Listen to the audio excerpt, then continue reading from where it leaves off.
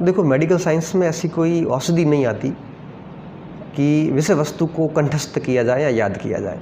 मेरा जो एक्सपीरियंस है वो मैं आपके साथ साझा करना चाहूँगा। मैं बड़ा सामान्य छात्र रहा हूँ बचपन से ही, प्रारंभिक शिक्षा से ही। कभी मैं ऐसा जीनियस स्टूडेंट नहीं रहा, लेकिन चीज़ें कंठस्थ होती है, चीज़ें याद होती हैं, बस एक किस तरीके से उसको पढ़ा जाए। तो मैं मेरा एक तरीका बताता हूँ। सबसे पहले आप पाठ्यक्रम को 2 से 3 बार 4 बार अच्छे से पढ़ लीजिए। उसको याद करने का प्रयास मत कीजिए, उस पाठ्यक्रम को पढ़ लीजिए बिंदुवार तरीके से।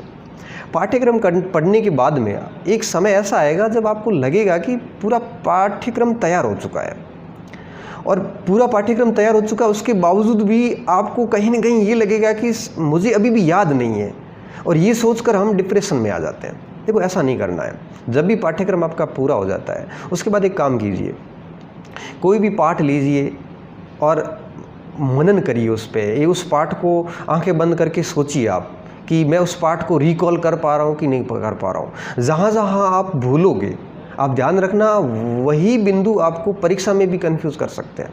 इसलिए चीज़ों पर जैसे ही आप पहले पढ़ लो, पढ़ने के बाद में रिवीजन करो, रिवीजन करने के बाद में मनन करो।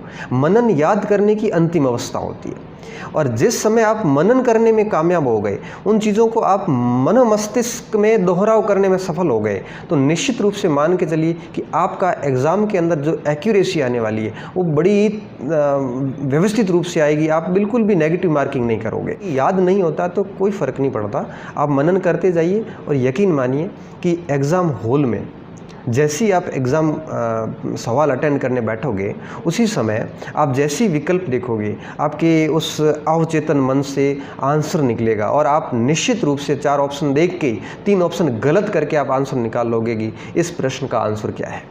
इसलिए आप इस चिंता में मत फंसिए कि मुझे याद नहीं हो रहा है। आप बस पढ़ते जाइए, मनन करते जाइए, और एग्ज़ाम में इसका फल निश्चित रूप से मिलेगा।